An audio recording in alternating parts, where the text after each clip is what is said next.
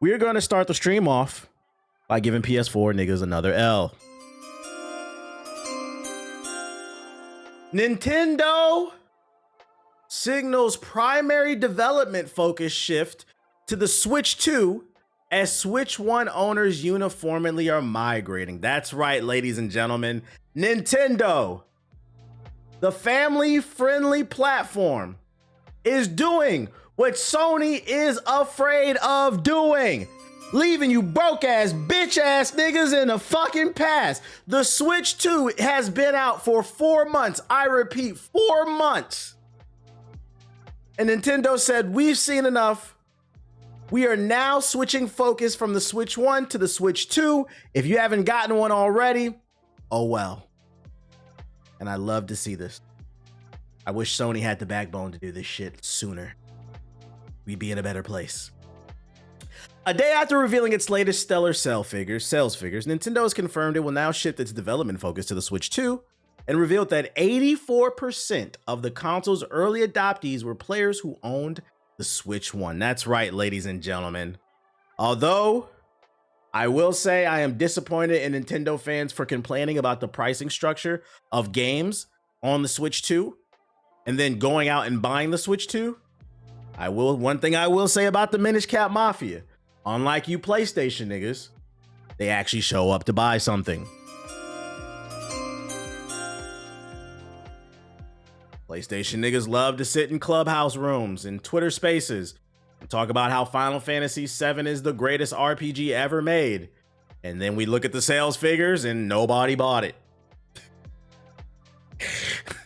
Hold on, y'all, hold on. Hold on, yeah, I gotta answer this call real quick. 1 second.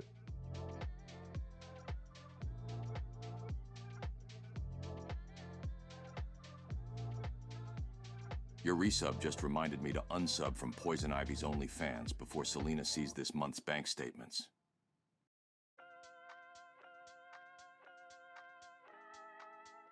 Thanks for knocking the Sonic rings out that follow button.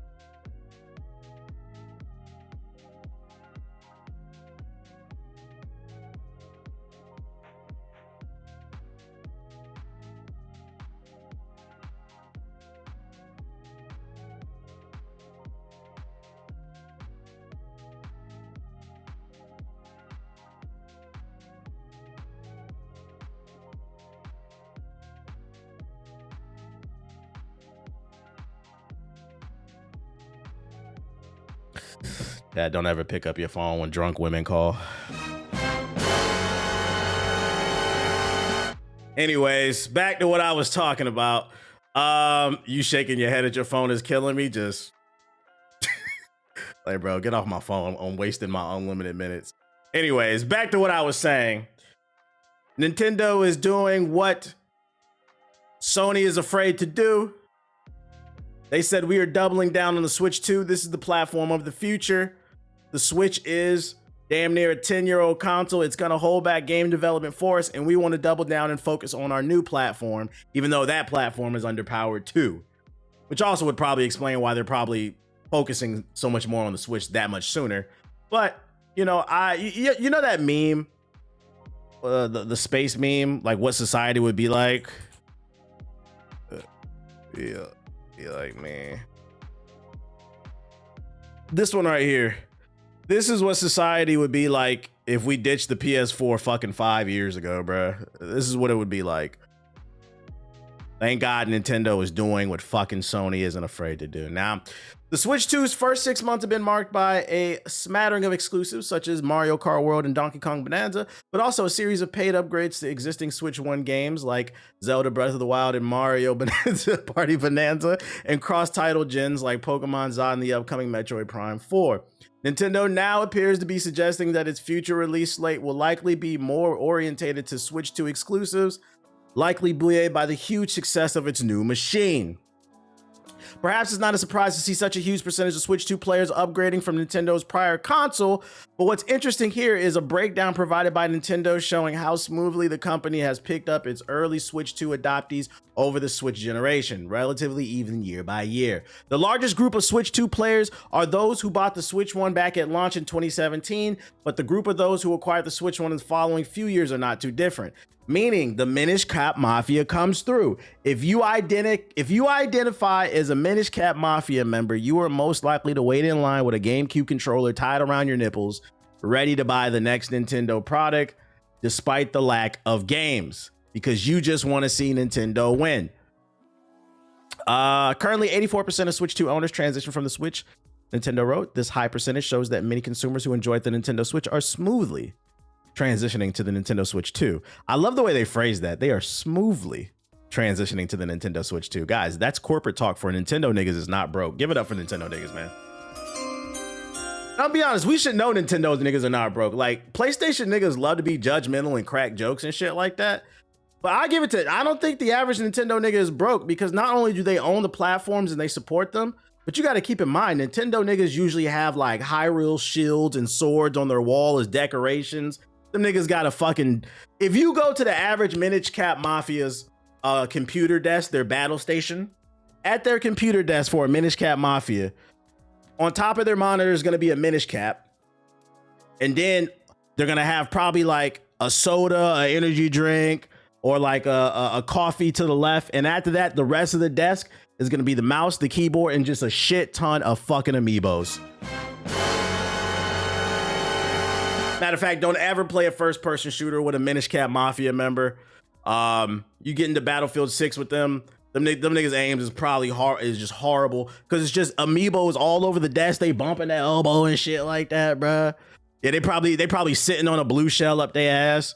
Yeah, they're probably wearing a Luigi cap and shit like that. But that's because they have extra money to spend. Something PS4 niggas can't relate to. So although I am disappointed because you guys went back on your word, at least your support is leading to Nintendo doubling down and supporting the platform that they just put out, which means we should probably see even more exclusives and good games coming in the next year or two, because that's what their focus is. And that's what I like to hear. When I buy a new platform, I want to play new things. I don't want to play the same thing over and over and over and over and over and over and over. Amiibos, cookies, and Pokemon cards. Well, now Pokemon cards wouldn't be all over the desk, because Pokemon cards are collectible now. Like, if they have Pokemon cards, they'll probably be on display, or they'll be in the closet, or they'll be doing like pack openings now, because now you guys are like fiends for opening fucking Pokemon cards and shit like that. It's more disposable income because their water bill is so low, they never wash their ass. That's real shit. That's real shit. But to be fair, like, yeah, Smash Bros players, they don't wash their ass, but like neither do Tekken players. Like, that's the entire FGC. That's a gaming problem. Other Nintendo news, Nintendo has stated their intention to acquire more development teams. Nintendo has provided the clearest indication yet that it intends to acquire more development teams to strengthen its internal development organization. The comment has been seen on page 54 of its latest financial report, in which Nintendo lays out the steps involved in utilizing funds to build the business foundation. It outright states that it plans to include initiatives such as acquiring development companies to make them subsidiaries, and augmenting our development facilities, and the construction of corporate headquarters development centers building number 2. This might, on the surface at least, go against Nintendo's statement last year, in which it said it would rather organically expand the organization over the acquisition of developers. Translation, last year they said they want to build more homegrown talent, but now they're talking about building a super team, Miami, LeBron type era, 2010 type shit. So while the latest reveal from the company appears to indicate a more aggressive stance, we can't imagine Nintendo suddenly going on a development shopping spree anytime soon. It's an interesting shift from the company, though, right? Could we perhaps see a team like Mercury Steam join the fold after its exceptional work on Metroid Dread? It's nothing but speculation on our part for now, but I think it's clear that more acquisitions will happen in the future. I don't see a world where like Nintendo becomes like Xbox, where like Xbox was just buying studio after studio after studio for like a good 2 years. But every once in a while, I can see them picking up a studio. What I will say is this something we really want? Because I'm not going to lie. As much as I am thankful for Nintendo saving Bayonetta, I also can make the argument that Nintendo is the downfall of Bayonetta. Just hear me out. And I can see this happening. I can see this happening with other games. To celebrate a young It's like, yeah, Nintendo can buy studios, but it doesn't change the fact that Nintendo's hardware design philosophy is always creating a weaker platform in comparison to the competition to keep their prices down. Now, when your hardware is weaker in comparison to the competition, that means games aren't going to run as well and they're not going to look as well. So I mean, if they're buying studios out, let's say a world where, I'm not saying this is happening, but just hypothetical, right? Imagine a world where Nintendo buys CD Projekt Red, right? In Cyberpunk 2077 2 or The Witcher 4 comes out and they announce The Witcher 4 is now exclusive to the Switch 2. I'm not gonna lie, nigga. I'm going. Because Nintendo, the Minish Cap Mafia, they might be happy that they're now getting new exclusives to their platform. But at what cost? We're downgrading the games, you know? One of the reasons why Nintendo's able to get away with weaker hardware is because of their games aren't visually as impressive, the first party games. Because they tend to focus more on style than they do like realistic visuals, which I think is a good thing for the most part. But when it comes to like these third party titles, that's why I always wish Nintendo, I feel like Nintendo could do both. I wish they would get away from this. If you put out stronger hardware, you can still give us the beautiful stylistic games that you guys like to make, but then also make it easier for third party studios to port their games over to your platform without cutting any corners. It's the best of both worlds. But which is worse, Nintendo or PlayStation? Depends on what we're talking about. It's different strokes for different folks. I legit cringed hearing that. That's a hypothetical. I don't think CD Projekt Red would ever sell out to Nintendo. That was just the first studio that came to mind for whatever reason. But if Nintendo, like a more realistic thing, if Nintendo actually was going to buy more studios, it's going to be probably smaller indie studios that are cheaper to pick up, or studios that are in danger, kind of like what happened with or an IP that's in danger, kind of like with Bayonetta. That was in danger of being disappeared. That's why they were able to get it for cheap. And in exchange, we got Your donation will in exchange, we got Bayonetta 2, which was one of my favorite games of 2014. They don't know why I locked But then later down the road, we got Bayonetta 3, which was ass. I don't know what the fuck happened, bro. Yo, shout out to Kelly Jamming with the $5 super chat. He says, I'm watching the stream from my Switch 2. Shout out to you for watching from the Switch 2. Just make sure to put it on the charger, because you know you got about 20 minutes left on that thing, because the battery dies real quick. And make sure not to sit it on your lap, because we've seen the reports. The Switch 2 will blow your fucking crotch off, man. You can cook a pizza on that bitch. Matter of fact, it's past preheated. That bitch is probably at 375, 400 on your lap. What up, KSR? So yeah, don't be surprised if Nintendo ends up picking up more studios. Let's see what else we got for you. PS5 cross-buy feature possibly leaked and could connect PS5 and PC games. Good PlayStation news. I hate it, so I love. Shout out to Unspeakable with the sub. Appreciate it.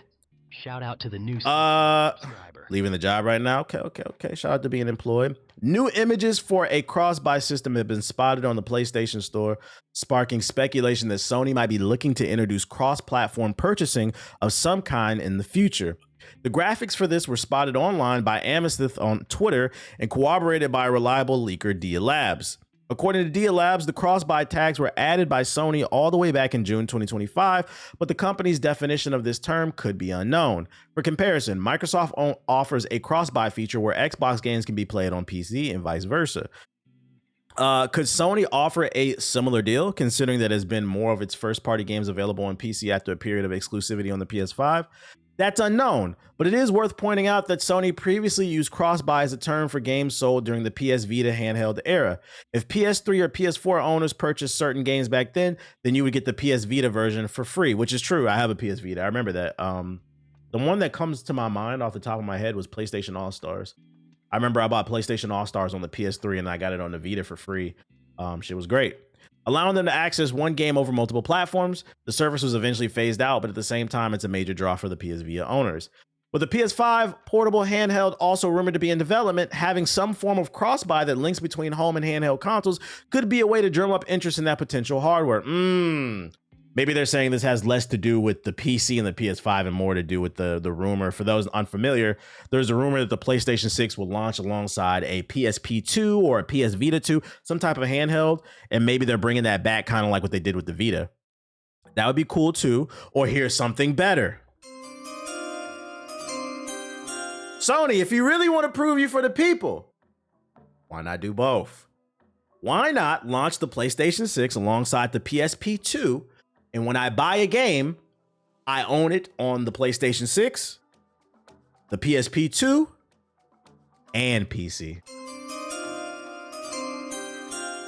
Come on, man. I'm trying to make y'all some money. The fans would go wild for that. They would go wild for that. Then you could play your games anywhere, bruh.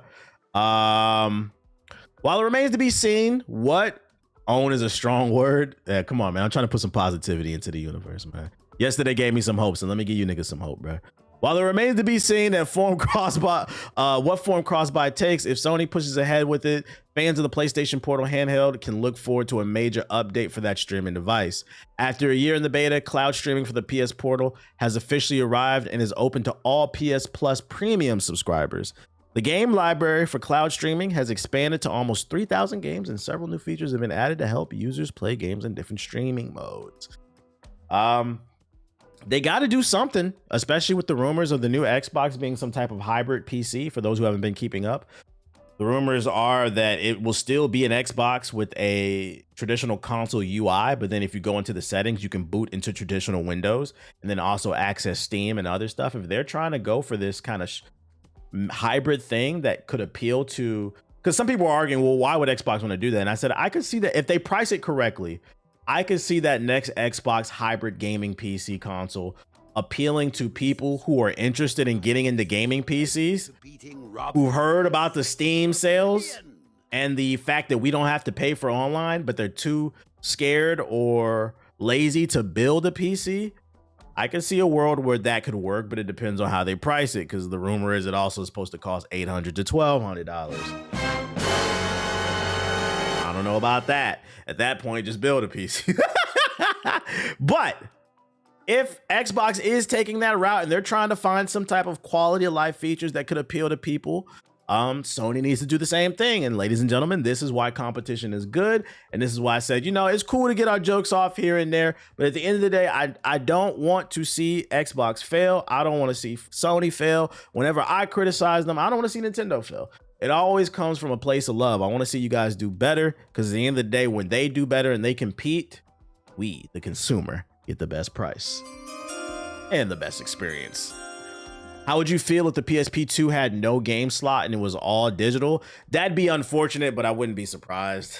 I think the unfortunate thing about that too, and let's not even put that in the air, but if they went all digital with the PSP 2, I could see a world where like they barely put any data on that shit. Like that should have like a fucking 10 gigabyte hard drive in that shit, like the Switch. Like, bro, big ass games. 650 max out the gate. I paid more for my graphics card than I did for my entire PS5. It's hard to get in on PC for the average person. Well, it depends on what graphics card you're going for, because to be fair, and I think this is where education comes into play, you don't have to have the latest and greatest. I had up until last year, I had a RTX 2080 that was just chugging along. That lasted me 6 years, and I still had no problem running any modern games off stream. People were cracking jokes, but I was only dropping frames when I was streaming. And for those who don't understand it, the reason for that is because when you stream a game, you're now beaming an image twice. So your PC has to be powerful enough to run a game 2 times over and over to stream it, unless you have a 2 PC setup where, you know, you stream from one PC and game on another. But if your goal is just to game, even some of these older GPUs, they've been future-proof to last a really long time. So you have to understand, you chose to pay more for that graphics card because you wanted to future-proof it even more. You chose to do that, but you don't have to do that for like a starter build or whatever. Yeah, 1080p 60 FPS is fine, and that's the beauty of PC. It gives you so many different custom options to be able to, you know, deck out your shit how you see fit, work within your budget. I'm still, see, somebody in the chat says I'm still rocking a 2060 Super. See, bro, the PS Vita had its own version of SD cards. That shit was insane. Yeah, because you couldn't use a regular SD card, and then they could charge it whatever they wanted for it. But yeah, it depends on the situation. It could work. Most people are still not gaming in 4K, so you don't need the top end graphics card. And then you have to also keep in mind too, the great thing about PC gaming is it's gotten to the point where a lot of games you can run in potato mode. They be having like mods. So if you really want to run a game, if you don't care about graphics and you just want to play the game, you can download a mod and run that bitch in potato mode if you need to. Yeah, my 3060 Ti should last me another 5 to 6 years. Real shit. And then especially if you take good care of it, you cleaning it.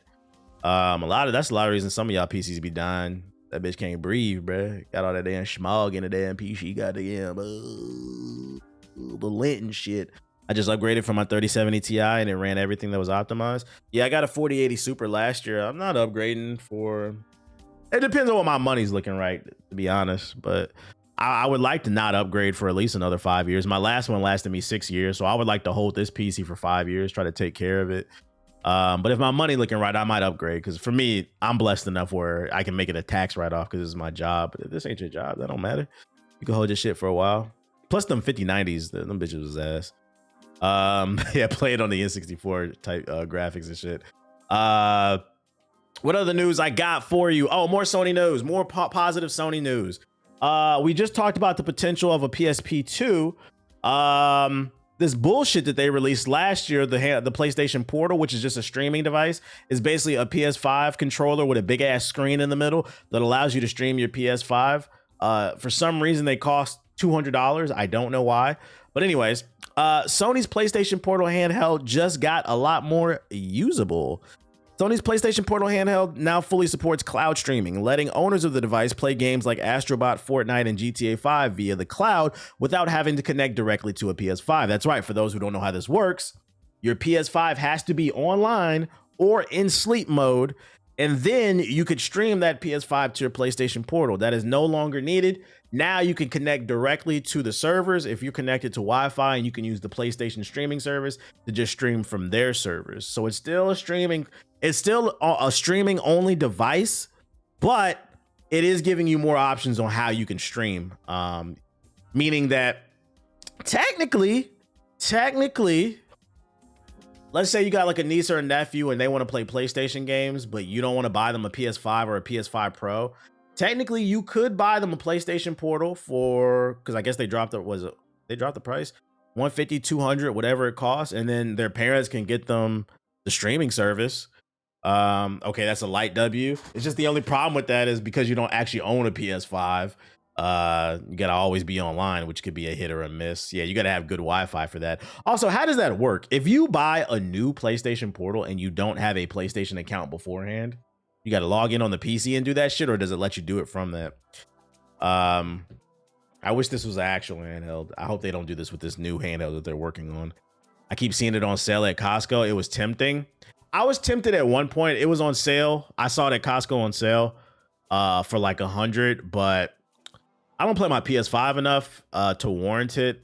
And then when I do play it, I'm sitting here on stream, but yeah, I'm not traveling enough to... I'd rather just get a Steam Deck, because then with the Steam Deck, you can play Steam games as well. For those unaware, you can stream PlayStation games to your Steam Deck as well, too. You can do the same exact thing. So you might as well just get that while also playing PC games. If backbone hurts my hands, then I know for a fact this will make me cramp. Okay. Man, they should have came out with a modern PSP that would have solved this whole problem. I'm hoping they do it. And can I say this too while we talking about that? If they do come out with a modern PSP, let's get back to the era of where handhelds were actually handhelds. You know what I mean, chat? You know what I mean? Everything is getting, like, to me, this is not a fucking handheld, dude. Another reason I don't like this thing is this screen design. I know they have cases for this, and then you could put a screen protector on it, but I'm afraid to like drop this shit, bruh. Like like what I liked about the PSP or the Game Boy is you just slide it in your pocket like it's a wallet, bruh. This needs a clam. You need a case for this, man. This is gonna take up a lot of space in your travel bag when you hop on a plane. Like get back to the. I don't care if the screen is smaller. If anything, you know, the fact if the screen is smaller, that's good. Because then it doesn't have to blurt out the image in fucking 1080p or 4K, and you can focus on putting the power somewhere else. But you know, food for thought. Putting a damn boomerang in your bag, yeah, like it's obnoxious. It's obnoxious. But this screen is fucking humongous. Vouch, I had to go without this when traveling because it's like yo, we lived in an era where we played Game Boy and PSP, no problem. Like I don't know where this motto came from where we got to have these big ass screens. Like I would love to. Same thing with the Steam Deck. I would love to see the Steam Deck become even smaller because eventually they're gonna come out with a second one. Find a way to shrink that form factor down, improve the battery life. Come on, man, get it together. Get it together. We were too blessed with the DS. The DS was chunky. What you talking about? Now the DS Lite, like those skinnier ones that came out later, those were more portable. But the original DS, that shit was a fat boy. What else news I got for you? Portable technology always switches every 10 years between miniature and big as hell. Yeah, I feel like a lot of the handhelds now are in the same vein as the Sega Game Gear, just too damn big and the battery sucks. Marvel Games say they will continue to work with Spider-Man and Wolverine studio Insomniac for many years to come, which isn't a surprise based off the leaks that we got last year because they have hella games planned for the future, including Venom, Spider-Man 3. I think there was an X-Men game or something else. I don't know. There was something else coming down the line after that. And of course, they got Wolverine. Insomniac Games is currently working on its fourth Marvel game, Marvel's Wolverine, which is set for release in fall of 2026. Following the critically and commercially successful Marvel Spider-Man Miles Morales, and Spider-Man 2, it's not yet officially known what the studio has planned next. A hint may have been dropped by Marvel Games general manager Hawk Mentes. However, who recently stated that Marvel and Insomniac will continue to work together beyond the release of Wolverine. In an interview with Game Informer, Mentes was asked about Marvel's philosophy regarding video games. He replied that one of the company's responsibilities is to make sure its IPs is made available to the next generation of creators, continuing the tradition set by its comic books. We've spent upwards of a decade building the Marvel Games portfolio, and it's been fun watching the tapestry unfold game by game and to see players' reactions, he explained. There's been a tremendous level of thought that went into the games we decided to pursue. We've almost instinctively operated from this place of no regrets, meaning if we projected ourselves 20 years into the future and look back, we don't ever want to say we've made that game or why did we not push harder to make this game. There's a great sense of responsibility at play here. Okay, Uncle Ben's Rice. Marvel is almost a 90-year-old creative brand, yet it's as fresh as ever because during all that time, each new iteration grew up with Marvel, ultimately became creators and left their mark and then passed the torch to the next generation. We happen to be here now carrying this torch, and we feel we have a lot of depth and gratitude to deliver for the players and the future creators whose first encounter with Marvel might be one of our games. He also noted that when a partner creates a successful product with Marvel Games, it's essentially becoming a part of the family. He cited Insomniac as the perfect example of this, stressing that Wolverine won't be their last collaboration. Cap. I gotta call Cap. That sounds nice. That's PR talk. But the reality is this is a business. If Insomniac releases 2 Marvel duds in a row, they're cutting that license deal. Fuck out of here. Do you think this is a yellow flag? I'm gonna get into my opinion in a second. Let me just read the rest of this. We also actively seek collaborators that want to take on the same mantle, he said. As is usually the case, we once complete a project together, they too become Marvel. Marvel's Wolverine with our dear friends at Insomniac Games, perhaps the epitome of this philosophy. We've been working together for more than a decade and developed such a shorthand across multiple Marvel Spider-Man games that when the time finally came to bring Logan back in spectacular and visceral fashion, it was obvious to everyone on our team that Insomniac was the perfect choice. It was our shared culture and values that brought us together, and we're so proud to continue collaborating for many years to come. All right, you asked me, do I feel like this is a yellow flag, green flag, red flag? With them saying they're doubling down on Insomniac Games and saying Marvel is here, we're going to collab and make more Marvel games. I don't know what to put this. I'm not going to put it in the green, but I'm not going to go as far as to say red or even yellow. But it has the potential to become a yellow or a red flag. Hear me out.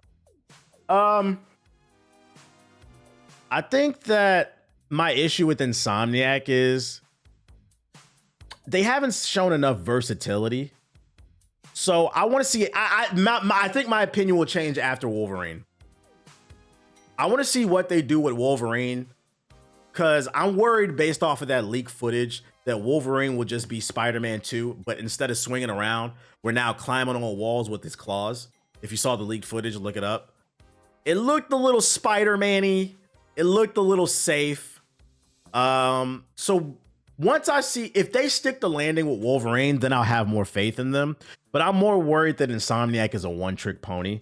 And then if Marvel doubles down and says we want to do more games with them, they just start giving more IPs and more characters from the Marvel universe to Insomniac, and they all just become variations of Spider-Man. Captain America, Spider-Man edition.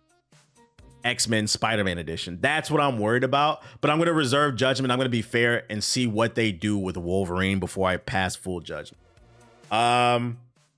What I will say is, in the meantime, if Marvel wants to stay in the world of video games, I do think they need to shop around their IPs. There's like 80,000 Marvel characters, right?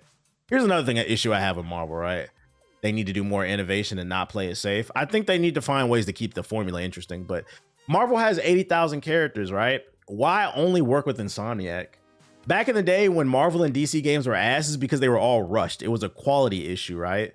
All you got to do is vet the proper studio before you give them the IP. Just do quality control on what studios you work with. Don't just work with Insomniac.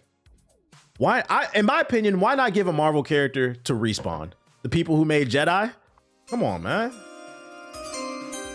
These niggas made Call of Duty, the good Call of Duties, the original Infinity Ward. They made Titanfall. They made the Jedi series. Respawn has proven that they are a very talented studio that is very versatile.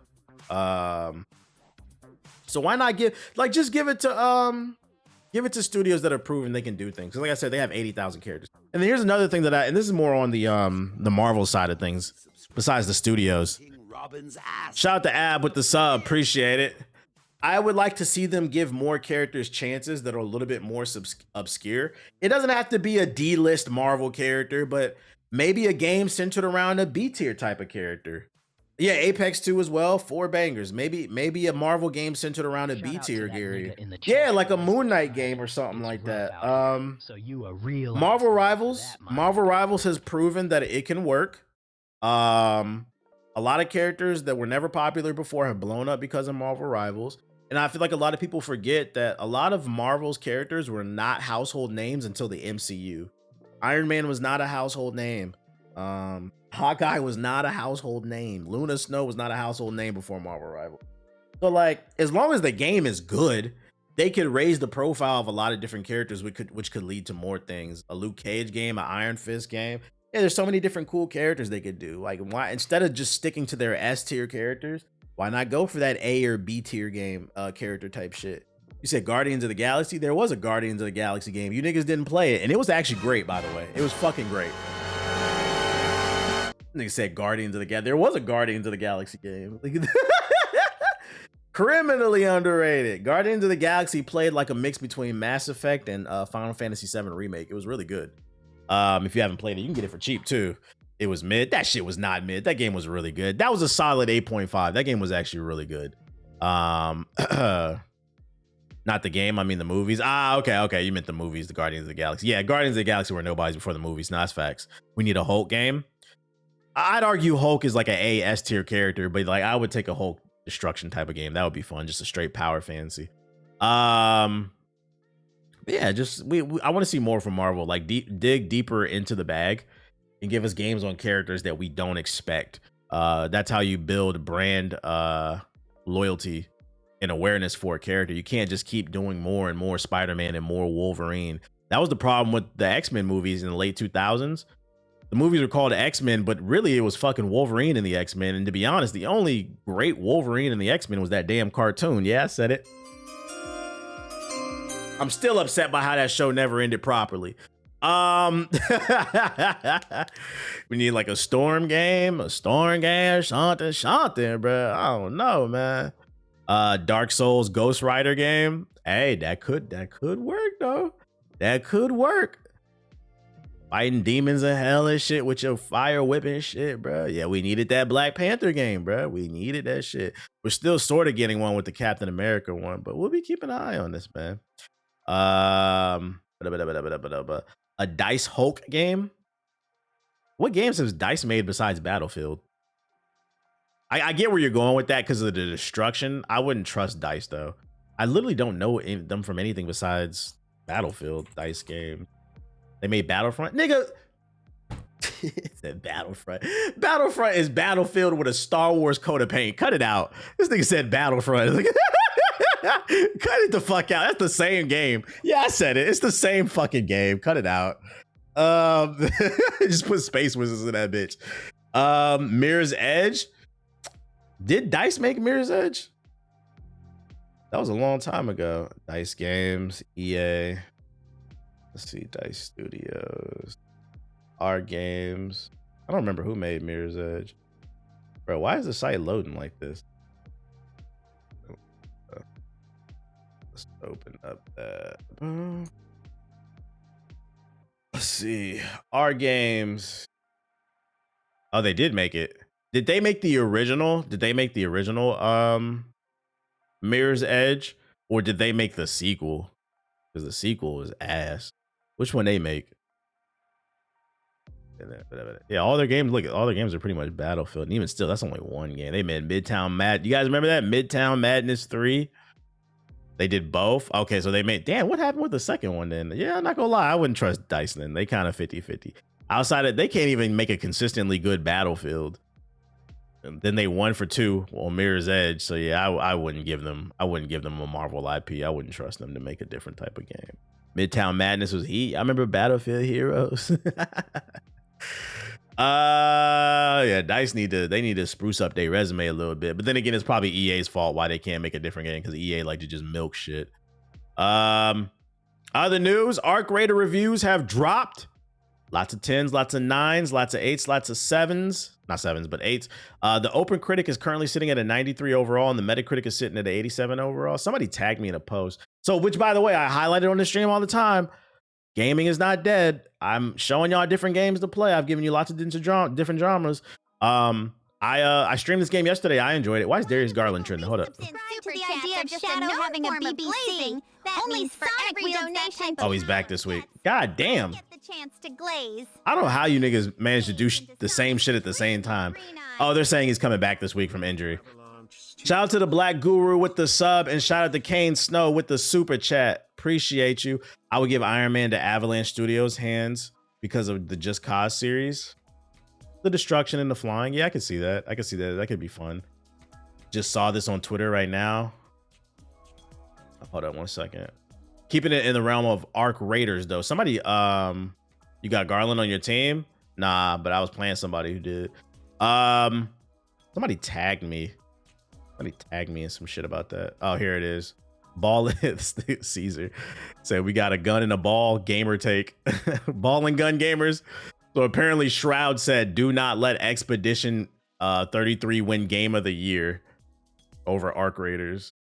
We got a ball and gun take. That this game wins Game of the Year, by the way. Do not, dude. We got to make sure that this game wins Game of the Year. By the way, do not let that Expedition game win Game of the Year. Do not let it. Absolutely do not. We all have to band together to make this game win. Us multiplayer gamers are the minority. Okay, we are the minority being multiplayer gamers, but I believe we can win. I believe. You just need to tell everybody. I've never voted for anything ever, but I think I'm. What I don't like about this video is he doesn't. So I disagree with him, but I'm also not going to be like upset by the choice. I get it. I don't. He's deaf trolling. I hope so. I don't agree that this should be Game of the Year, but I can understand why some people advocate for it. It's a good game, but like I'd argue the music alone, and like my issue is he doesn't advocate if he is being serious. Maybe he is trolling. He's not advocating for why it should be Game of the Year over Expedition 33, because I can make the simple argument that the soundtrack in Expedition 33 alone shits on Arc. Going to but anyways, this year for this game. I hope he's trolling for the simple fact that We always complain, not we, because y'all know I practice what I preach, but people always complain about the business practices in gaming. Motherfuckers is complaining right now, man. They ain't add no new features, no new story, no new gameplay to skate, but they add new skins every week. Y'all complain about the business practices in games all the time, and then a game comes along that's arguably probably the best game I've played since Elden Ring, since 2022. Immaculate music, immaculate story with amazing plots and twists, deep introspective thought had to be put. You have to, in order to enjoy Expedition 33 to its maximum. I think everybody can enjoy Expedition 33 on an elementary level, but to fully appreciate Expedition 33, I'm gonna go ahead and say it. You do have to be a critical thinker. You do have to critically think about that story a little bit. Visually appealing. It's combat. It found a way to make turn-based combat interesting for a lot of different people. The character designs, the customization. There's so many things to like about that game. And the fact that it's only $50, it's a 40 to 60 hour adventure. They're adding a free update. It was made by 30 people. People complain that games aren't adding any type of value. There's no innovation. And here we have a game right here that, in my opinion, I'm comfortable in saying now that I pretty much played everything. I think Expedition 33 is probably the best game I played since Elden Ring in the last 3 years. Arguably probably one of the best games of the decade. And it's only $50 made by 30 people. No microtransactions, none of that goofy extra shit. We should be getting, whether you think Expedition 33 should be the game of the year or not, I think everybody should get behind it and root for it, because it would send a message to the industry that, hey, we see the value in this. Because one of the industry, like, there's a bubble in the gaming industry right now. I think it's part of the reason why so many game studios are trying to adopt AI. The bubble has made it to where they think that everybody wants these 1,000-hour open world adventures with shit all over the fucking map. More content with like these live service games. It's like, no, we just want a good experience. A good experience I'll play over and over again. And if I don't, I'll revisit it when I feel like it. Yeah, it's straight up art. So like, I think everybody should be advocating for the game because it's great value for your dollar and it's pushing boundaries. The most important thing about Expedition 33 is it gave us something new that no other turn-based game has done. The interactive turn-based has been done before. This is why I always advocate for Legend of Dragoon. It's just a lot of you niggas ain't cultured enough. Y'all ain't played that shit. Y'all not ready to have that conversation. Expedition 33 falls under the tree of Legend of Dragoon. It's just a lot of people, y'all haven't played that game. What I will say is it does expand upon and make it better. And that's why I said I liked Expedition 33, because that was the game I've been looking for. If I never get a Legend of Dragoon 2, I'm like, all right, Expedition 33 is cool. It took that formula and expanded upon it. And because we haven't seen it in so long, it feels fresh and new, because sometimes you just need to be away from something long enough to miss it. That's why you need to stop looking at her IG story.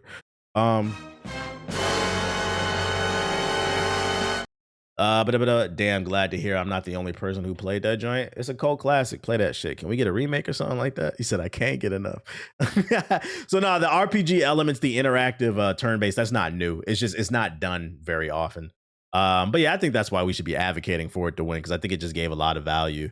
I equated it to Xenogears because of their combat. Shout out to Cosmos. That's another classic. You could tell these multiplayer gamers are starving for good games. Arc is good, but it feels like it's the hype right now. Yeah, they're starving. And you know, the worst part is these multiplayer ball and gun ass gamers are starving for a rich experience, but it's like the person who, you know, they need a home cooked meal, but they keep going to Taco Bell. Like, Taco Bell is cool. No, actually never. It's never cool because that's possum meat. But you get the point. Chick-fil-A is cool every once in a while, but sometimes home cooked chicken with some vegetables and rice is better, bruh, if you season that shit correctly. And I feel like a lot of with these multiplayer gamers is a lot of fast food gaming. And it's like, yo, sometimes you need something for the soul, bro. It's like you said, like, they're just thirsty for something to fucking win. I'm like, bro, this shit is not that great. Based off what I played yesterday with Arc Raiders, I get it. It's cool. But to me, it was like a 7.5, an 8. I'll play Arc Raiders if I'm not playing anything in the ethos or somebody in the crew is like, yo, hop on the game. Be like, all right, I'm not, because like right now, it's a battle in the group chat. If Siggy is the Battlefield guy, Siggy and JG are the Battlefield guy, Ethos and Chaos are the Arc Raider guys. Whoever says, yo, we need an extra for this game, that's where I'm going. But like, am I going to play Orc Raiders? And like, it's okay, it's cool. I like that term, fast food gamers. 8 out of 10 is really respectable too. It is. Like, I'm not even saying it's bad, it's respectable. It's like it's I don't know about game of the year. Like, I don't know about that, bro. They got a Costco card, but stay in the food court. Yeah. No, that's a great analogy. These ball and gun gamers got a Costco card, but all they do is eat the pizza and the $1.50 hot dog. Like, that's cool. That's cool, but can we get something else? Oh, shit. I got the Digimon over. Oh, I forgot about, yeah. A lot of people was advocating for Digimon. We all know Pink Eye is game of the year. All right, buddy. You're done. That's fucking funny. But yeah, I've seen people say Digimon is lit too. I just fucked up my damn chat. There we go. Chicken bake ass niggas. So I hope Expedition wins game of the year. I'm comfortable saying I think now that I played Ghost of Yote, and based off what I've seen, I'm gonna play Ninja Gaiden 4 today. Ninja Gaiden looks good, but I don't think it's gonna be better than Expedition 33. I'm comfortable saying I think Expedition 33 is probably gonna pack up everybody